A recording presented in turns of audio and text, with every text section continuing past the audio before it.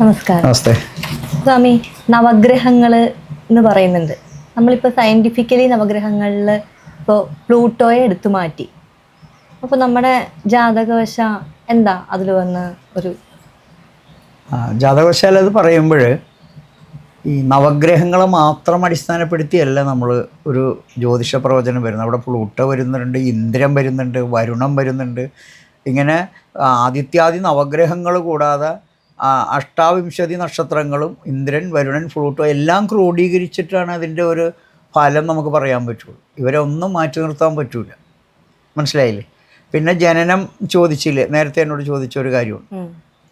അതായത് ഒരു കുട്ടിയുടെ അച്ഛൻ്റെ ബീജത്തിൽ നിന്ന് അമ്മയുടെ ഉദരത്തിൽ വരുന്ന സമയമാണോ, അതെയോ ആ കുട്ടി ജനിക്കുന്ന സമയത്ത് അമ്മയുടെ പുക്കിൾ കൊടി മുറിച്ച് ഭൂമിയിലേക്ക് വരുന്ന സമയമാണോ കുട്ടിയുടെ ജനനം എന്ന് നമുക്ക് പറയാൻ കഴിയുന്നു?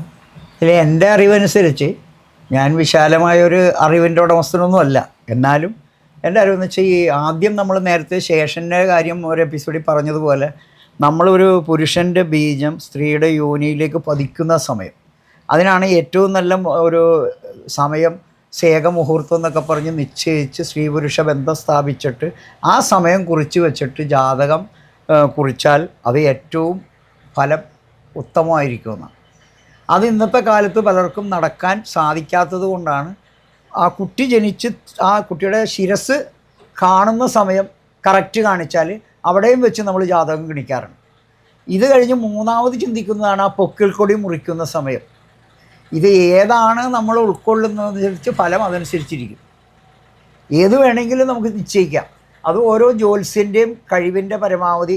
ഇപ്പോൾ ജ്യോതിഷം എന്ന് പറഞ്ഞാൽ ഒരു പരാശരഹോരയും ഒരുപാട് ഋഷീശ്വരന്മാരിൽ നിന്ന് പഠിച്ചിട്ടുണ്ടെങ്കിലും ഒരു ജന്മം കൊണ്ട് പഠിച്ചു തീരാവുന്ന കാര്യമല്ല ഇത്. അതിന് ഞാനൊരു ഉപകഥ പറയുകയാണെങ്കിൽ, ഭരദ്വാജ മഹർഷി അദ്ദേഹത്തിൻ്റെ ആയുസ് വേദം പഠിക്കാൻ തുടങ്ങി. ആയുസ് തീരാറായപ്പോൾ ഇന്ദ്രദേവനോട് പറഞ്ഞു, എനിക്കൊരു 100 കൊല്ലം കൂടി ആയുസ് നീട്ടിത്തരണം, എനിക്ക് വേദം ഒന്ന് ശരിക്കും പഠിക്കണമെന്ന്. ഇദ്ദേഹം 100 കഴിഞ്ഞ് 200 വേദം പഠിച്ച് തീരണില്ല. പിന്നെയും ഇന്ദ്രൻ്റെ അടുത്തേക്ക് ചെന്നു. അപ്പോൾ 300 പിന്നെയും ചെന്നപ്പോൾ ഇന്ദ്രൻ പറഞ്ഞ്, മഹർഷേ, അങ്ങ് ആ കാണുന്ന പർവ്വതമില്ലേ, ആ പർവ്വതത്തിൻ്റെ ഒരു നുള്ള് മണ്ണ് നിങ്ങൾ എടുത്തിട്ടുള്ളൂ ഈ 300 വർഷം കൊണ്ട്. ഇത് വേദം എന്ന് വെച്ചാൽ ബൃഹത്തായതാണ്. അപ്പം അതിൻ്റെയൊക്കെ ഉള്ളിലുള്ള ഈ ജ്യോതിഷത്തിൻ്റെ ആ ബൃഹത്തായ പാരപരമായ വിശേഷങ്ങൾ ഒരു മനുഷ്യായുസിൽ പഠിച്ചു തീരാവുന്നതല്ല. പിന്നെ എന്നാലും നമ്മൾ ജ്യോത്സ്യം പ്രവചനം നടത്തിയില്ലേ. ഇപ്പോൾ ജ്യോതിഷം എന്ന് പറഞ്ഞാൽ ആസ്ട്രോണമി ശരിക്കും സ്റ്റഡി ചെയ്ത് പറയുന്ന ആളുകൾ ശാസ്ത്രം മാത്രം പഠിച്ചാൽ പോരാ, ഉപാസനയും കൂടി വേണം. അയാൾ ഇഷ്ടമൂർത്തിയെ ധ്യാനിച്ച്, ഇപ്പം ഞാനിവിടെ ജ്യോതിഷ റൂമിൽ വന്നിരുന്ന ആ മൂർത്തിയെ ധ്യാനിച്ചുകൊണ്ട് പറയണതും പുറത്തിറങ്ങി പറയുമ്പോൾ ഈ ഫലം എനിക്ക് ചിലപ്പോൾ കിട്ടിയെന്ന് വരില്ല. അതാണ് ഉപാസനമൂർത്തിയുടെ ഒരു ശക്തി എന്ന് പറയുന്നത്. അപ്പോൾ ഉപാസനമൂർത്തിയുടെ കഴിവ് വേണം, ജ്യോതിഷത്തിൻ്റെ കുറേ അറിവുകൾ വേണം. ഇതിന്ന് പലർക്കും ഒരു പൊരുത്തം നോക്കലും വിവാഹം കുറിക്കലും ജാതകം ആയിട്ട് ജ്യോതിഷം എന്നൊക്കെ പറയുന്നതിൽ സത്യമുണ്ട്. അപ്പോൾ ഇന്നത്തെ കാലത്ത് ഇപ്പോൾ ഒരാണും ഒരു പെണ്ണും തമ്മിൽ വിവാഹം കഴിക്കണമെങ്കിൽ നമ്മൾ ജാതകം നോക്കും. അതിലൊക്കെ എത്രത്തോളം സത്യം ഉണ്ടാവും? അത് നമ്മൾ ഈ നെഗറ്റീവും പോസിറ്റീവും ഇത് തിരിക്കുന്നതാണ് ഈ ജാതക പൊരുത്തം എന്ന് പറയുന്നത്. എന്നെ ഏറ്റവും കൂടുതൽ ഞാൻ ആദ്യം ചെയ്യാതിരുന്ന പണിയാണ് പൊരുത്തം. അത് വളരെ വിഷമം പിടിച്ചൊരു കേസാണ്. കാരണം ഒരു സ്ത്രീയെയും പുരുഷനെയും യോജിപ്പിക്കുന്ന ഒരു ചടങ്ങാണ്. ഒരു 4-5 കൊല്ലം കഴിഞ്ഞാണ് ഞാൻ ചെറുതായിട്ട് അതിലേക്കൊന്ന് കടന്നത് തന്നെ. ഇപ്പോഴും ഞാൻ പരിപൂർണനാണെന്ന് ചോദിച്ചാൽ അല്ല. കാരണം പൊരുത്തം നോക്കലാണ് ഒരു ജ്യോത്സ്യൻ്റെ ഏറ്റവും വലിയ കഠിനമായ പണി. ആ ജീവിതത്തിൽ ഇവരെ കൂട്ടി യോജിപ്പിച്ചിട്ട് അവർക്ക് എന്തെങ്കിലും ദോഷം വന്നാൽ ഇതാ ജ്യോത്സ്യനാണെന്ന് ചതിച്ചത്, ഈ പ്രാക്ക് മുഴുവൻ ജ്യോത്സ്യന് കിട്ടും.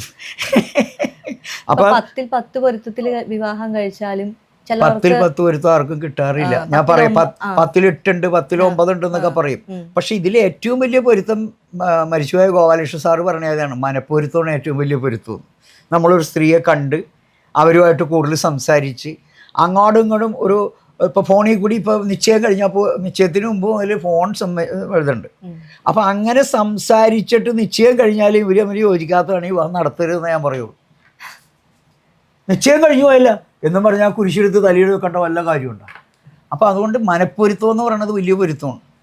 അപ്പോൾ അവിടെ ജാതകം മാത്രമല്ല, അപ്പം ഞാൻ ജാതകത്തിൽ ഒരുവിധം ഇത്രയും പൊരുത്തമുണ്ട്, ദശാസന്ധി അങ്ങനെയുള്ള ദോഷമൊന്നുമില്ല, ഇനി ലൗകികമായ കാര്യം കൂടി ചിന്തിച്ചിട്ട് നിങ്ങൾക്ക് തൃപ്തിയാണെങ്കിൽ നടത്തുന്ന ഡീൽ എഴുതി വെക്കും. അപ്പോൾ അവരുടെ വീട്ടുകാർ ഇവരുടെ വീട്ടുകാർ കഴിവതും കുറച്ച് അകലേന്ന് വിവാഹം കഴിക്കണം നല്ലതാണ് എന്ന് കരുതി തമിഴ്നാട്, ആന്ധ്ര ഇത്രയും ദൂരെ പോയാൽ അത് അതിലും വലിയ കഷ്ടമാണ്. അപ്പോൾ ഒരു 50 കിലോമീറ്ററിന് കൂടുതൽ ദൂരം പോകാതെ, ഞാൻ പറയാറുള്ളതാണ്, അത് തെറ്റോ ശരിയെന്ന് എനിക്കറിയില്ല, കിലോമീറ്റർ കൂടാതെ ഒരു ഭാര്യയെ തിരഞ്ഞെടുക്കുക. കഴിവതും തൊട്ടടുത്തു നിന്നൊക്കെ കഴിയുമ്പോഴാണ് പല പ്രശ്നങ്ങളും. ഈ വീട്ടിലെ കാര്യം അവരറിയും, ആ വീട്ടിലെ കാര്യം ഇവരറിയും. പിന്നെ കുടുംബത്തിൽ ജ്യോതിഷം നോക്കിയാൽ മാത്രം പോരല്ല. ഇന്നത്തെ തലമുറയിൽ ഏറ്റവും വലിയ അപകടം, ഇത് വലിയൊരു കാര്യമാണ് ചിത്ര ചോദിച്ചത്. കാരണം സ്വന്തം മകളോട് ജനക മഹാരാജാവ് ചെയ്തത് എന്താണ്?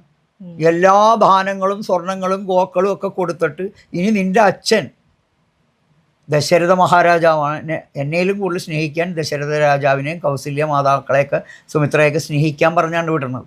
ഇന്നത്തെ മാതാപിതാക്കൾ എന്താണ്, കല്യാണം കഴിഞ്ഞ് അവിടെ ചെല്ലുമ്പോൾ ഭർത്താവിൻ്റെ അമ്മ എന്തെങ്കിലും പറഞ്ഞാൽ നീ അതൊന്നും കേൾക്കട്ടെ, നീ ഇങ്ങോട്ട് പോര് എന്ന് പറയുന്ന ഒരവസ്ഥയിലേക്ക് മാറുമ്പോൾ കലഹം വരല്ലേ. നമ്മുടെ സീരിയലുകൾ എന്താണ്, എങ്ങനെ അമ്മായിയമ്മയുടെ ചീത്ത പറയുക, മരുമോളെ എങ്ങനെ ചീത്ത പറയുക, ഇതല്ലാതെ എന്താണ് ഒരു നന്മ എന്താണെന്ന് വെച്ചാൽ അപൂർവം ചിലതിലുണ്ട്, ഇല്ലെന്നല്ല പറയുന്നത്. അപ്പോൾ ആ do good, be good, see good, നല്ലത് കേൾക്കുക, നല്ലത് കാണുക, നല്ലത് പറയുക, അപ്പോൾ ഒന്നും കുഴപ്പമുണ്ടാവില്ല. അപ്പം ഞാൻ ചിത്രയുടെ ചീത്ത വശങ്ങൾ മുഴുവൻ തിരിഞ്ഞ് പറഞ്ഞുകൊണ്ടിരുന്നാൽ സ്വാമി പറയണമെന്നാണ്, നീ എന്നാൽ സാനിറ്ററി ഇൻസ്പെക്ടറാണ്, അലമാരിയിൽ പോയി ചീഞ്ഞ ഉണ്ടമ്പൂരിയൊക്കെ ഉണ്ടാകുന്ന നോക്കണതാണ് അയാളുടെ പണി. ആ പണി നമ്മൾ ചെയ്യണ്ടെന്ന്, അത് വേറെ ആളുകൾ ചെയ്യട്ടെ. നമ്മൾ ചിത്രയെ കാണാൻ നല്ല മിടിക്കാനുള്ള സുന്ദരിയാണ് കേട്ടോ എന്ന് പറയാനുള്ളൊരു കഴിവ് നമുക്ക് വേണം. അത് സൗന്ദര്യം ഇല്ലാത്ത ആളെ കണ്ടാലും ചേട്ടാ എന്താ വിശേഷം, ഇന്ന് വലിയ ഹാപ്പിയാണല്ലോ എന്ന് പറയാനുള്ളൊരു നല്ല ഒരു ചിന്ത ഉണ്ടായാൽ എല്ലാവർക്കും നന്മയാണ് വരുന്നത്. വേറെ എന്താ ചിത്രം ചോദിച്ചത്? ഇപ്പം ഈ ദൈവങ്ങളൊക്കെ തന്നെ, അതായത് അവരൊക്കെ ജാതകം നോക്കിയല്ലല്ലോ വിവാഹം കഴിച്ചത്. ഇപ്പം ശ്രീരാമൻ എന്താണ് വില്ലൊടിച്ചാണ് സീതയെ. അത് നമുക്ക് ദൈവങ്ങളൊന്നും അങ്ങനെയല്ല, നമ്മൾ ദൈവങ്ങളെയും അവതാര പുരുഷന്മാരെയും മനുഷ്യനെ ഒരേ തുലാസിൽ വെച്ച് തൂക്കുമ്പോൾ അപകടമാണത്. കാരണം സീതാദേവി ആരാണ്, ശ്രീരാമൻ ആരാണ്, ഇവരുടെ അവതാര ഉദ്ദേശം എന്താണ്, അങ്ങോട്ടേക്ക് നമ്മൾ ഉള്ളിലോട്ട് കിടക്കണം. രാവണ നിഗ്രഹത്തിന് വേണ്ടിയാണ് ദേവന്മാരൊക്കെ കൂടി രാവണൻ്റെ ശല്യം സഹിക്കാതെ ഋഷീശ്വരന്മാർ ചെന്ന് പറഞ്ഞിട്ട് രാമനായിട്ട് ഭൂമിയിൽ വരുന്നത്. അപ്പോൾ ദേവഗണങ്ങളെല്ലാവരും വാനരവംശത്തിൽ വന്ന് തീർക്കുകയാണ്. എല്ലാവരും കൊരങ്ങൻ ഹനുമാൻ എന്ന് പറയും. കൊരങ്ങ വംശമല്ല കേട്ടോ, അവരുടെ വംശം കിഷ്കിന്ദ രാജ്യത്തെ വാനര ശ്രേഷ്ഠന്മാരാണ്. ശിവൻ്റെ അവതാരമാണ് ഹനുമാൻ. ഹനുമാന് 3 അച്ഛന്മാരുണ്ട്. അഞ്ജനയുടെ ഭർത്താവായ കേസരി വളർത്തച്ഛനാണ്, വായു ഭഗവാൻ ഒരച്ഛനാണ്, മഹാദേവൻ ഒരച്ഛനാണ്. അപ്പോൾ ഇതെല്ലാം കഴിഞ്ഞിട്ട് ഹനുമാൻ ജനിച്ചപ്പോൾ തന്നെ അതിവിശിഷ്ടമായ ഒരു ചുവന്ന ഗോളമായിട്ടാണ് സൂര്യനെ കാണുന്നത്. ഹനുമാൻ ഇത് വിഴുങ്ങുമെന്ന് കണ്ടപ്പോഴാണ് ഇന്ദ്രൻ ആ വജ്രായുധം എടുത്ത് ഹനുമാനെ ഛേദിച്ച് പോണത്. വായു ഭഗവാൻ പെട്ടെന്ന് മോനെ എടുത്ത് പാതാളത്തിലേക്ക് പോയപ്പോൾ ഈ ലോകത്തെ ചരാചരങ്ങൾ വായു ഇല്ലെങ്കിൽ അനങ്ങോ? എല്ലാ ദേവന്മാരും കൂടി ഓടി വായു ഭഗവാനെ പ്രീതിപ്പെടുത്തി ഹനുമാനെ രക്ഷപ്പെടുത്തിക്കൊണ്ട് എല്ലാ ദേവന്മാരുടെ അനുഗ്രഹം കൊടുക്കുകയാണ്. എൻ്റെ ശക്തി, അഗ്നിദേവൻ്റെ, വരുണൻ്റെ, വിഷ്ണുവിൻ്റെ എല്ലാ ആയുധത്തിൻ്റെയും പവർ ഹനുമാന് കിട്ടിയപ്പോൾ വിഷയം നീണ്ടുപോയെങ്കിൽ ഇത് മനസ്സിലാക്കിയിരിക്കണം. ദേവന്മാരും മനുഷ്യരെയും ഒരേപോലെ കാണരുതെന്ന് പറയുന്നതിൻ്റെ ഉദ്ദേശമാണ്. ഹനുമാൻ ഇതൊക്കെ വന്നപ്പോൾ അഹങ്കാരമായി ഒരു മഹർഷിയുടെ ആശ്രമം മുഴുവൻ തല്ലിച്ചതക്കാനൊരു അവസരം വന്നു. ഉടനെ ആ മഹർഷി ശപിച്ച്, നീ പഠിച്ച വിദ്യ മറ്റൊരാൾ നിന്നെ ഓർമ്മിപ്പിക്കാതെ നിനക്ക് അറിവുണ്ടാവരുത്. അതാണ് ലങ്ക ചാടി കിടക്കാൻ നേരത്ത് ആ ഹനുമാൻ ഈ ശക്തി ഉണ്ടെന്ന് പറഞ്ഞ് സമ്പാദിയും ഇവരുടെ ജ്യേഷ്ഠന്മാരും ഒക്കെ കൂടി കഥ പറഞ്ഞ് ഹനുമാൻ്റെ ശക്തി ഇന്നതാണെന്ന് പറഞ്ഞപ്പോഴാണ് ഹനുമാനെ ശക്തി എടുക്കാൻ പറ്റിയത്. അതുപോലെ ദേവന്മാരുടെ അവതാരം സീതാദേവി, ലക്ഷ്മി ദേവിയാണ് സീതാദേവിയായിട്ട് വരുന്നത്. ഭൂമിയിൽ നിന്നാണ് ജനകരാജാവിന് കിട്ടുന്നത്. അതിൻ്റെ കഥകൾ നമ്മൾ കേൾക്കാൻ ഒരു ഇമ്പമായിട്ട് കഥ പറയുന്നു. പക്ഷെ ഇതെല്ലാം മുൻകൂട്ടി നിശ്ചയിച്ചിട്ടാണ് ഈ അവതാരങ്ങൾ വരുന്നത്. ഭൂമിയിൽ നിന്ന് ജനിച്ചതുകൊണ്ടാണ് ഞാൻ സത്യവതിയാണെങ്കിൽ എൻ്റെ അമ്മ എന്നെ കൊണ്ടോട്ടെ എന്ന് പറഞ്ഞ് ഭൂമി പിളർന്ന് സീതാദേവി പോണത്. ശ്രീരാമചന്ദ്രനെ സരയൂ നദിയിലേക്ക് പോയി. ഇവരെല്ലാവരും നേരെ വൈകുണ്ഠത്തിലേക്കാണ് വീണ്ടും പോണത്, ലക്ഷ്മിയും വിഷ്ണു ഒക്കെ ആയിട്ട്. അപ്പോൾ ദേവന്മാരും മനുഷ്യരായിട്ട് നമ്മൾ കമ്പൽ ചെയ്യാൻ പാടില്ല. ദേവ, അസുര, ഗന്ധർവ, കിന്നര, ഇങ്ങനെ പല വംശങ്ങളുണ്ട്. 84 ലക്ഷം ജന്മങ്ങളാണ് ഭൂമിയിലുള്ളത്. മരം, മാഞ്ചാടി, ഈച്ച, പൂച്ചയൊക്കെ ആയിട്ട്. അവസാനമാണ് മനുഷ്യജന്മം കിട്ടുന്നത്. ആ മനുഷ്യജന്മത്തിൽ നമ്മൾ ജാതകം മാത്രം നോക്കിയിട്ട് കാര്യമില്ല. അപ്പോൾ ആ മനുഷ്യൻ ഇരുകാലി മൃഗമാവാതെ മനുഷ്യനായിട്ട് ജീവിക്കണം. ഇതിങ്ങനെ പറഞ്ഞാൽ ഇനി ഒരുപാട് കാര്യമുണ്ട്. ഇവിടെ മനുഷ്യനായിട്ട് കഴിക്കാൻ നമുക്കിവിടെ ഉളിപ്പല്ലും കോമ്പല്ലും ഒന്നുമില്ല. പുലിയും സിംഹവും ഒക്കെയാണ് പച്ചിറച്ചിയൊക്കെ കടിച്ചു തിന്നണത്.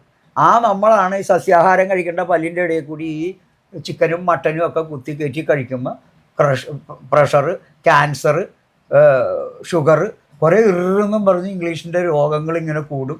10 അമ്മമാരെ ഇന്ന് കണ്ടവരുടെ 8 പേരുടെ ബാഗിലും ഗുളിക ഉണ്ടാവും. ജീവിതത്തിൻ്റെ ദിനചര്യകൾ തെറ്റിയിട്ടാണ് ഇതൊക്കെ ഉണ്ടാവുന്നത്. വിഷയം കാട് കയറി പോകും ഞാൻ പറഞ്ഞു കഴിയുമ്പോൾ. വേറെ എന്താ പിന്നെ സ്വാമി, ഞാൻ ഒരു സംശയം ചോദിച്ചിട്ട്, ഈ രുദ്രനും ശിവനും വേറെയാണോ? ആണ്. കൂടുതൽ വീഡിയോകൾക്കായി ചാനൽ സബ്സ്ക്രൈബ് ചെയ്യുക, അടുത്തുള്ള ബെൽ ബട്ടണും കൂടി പ്രസ് ചെയ്യുക.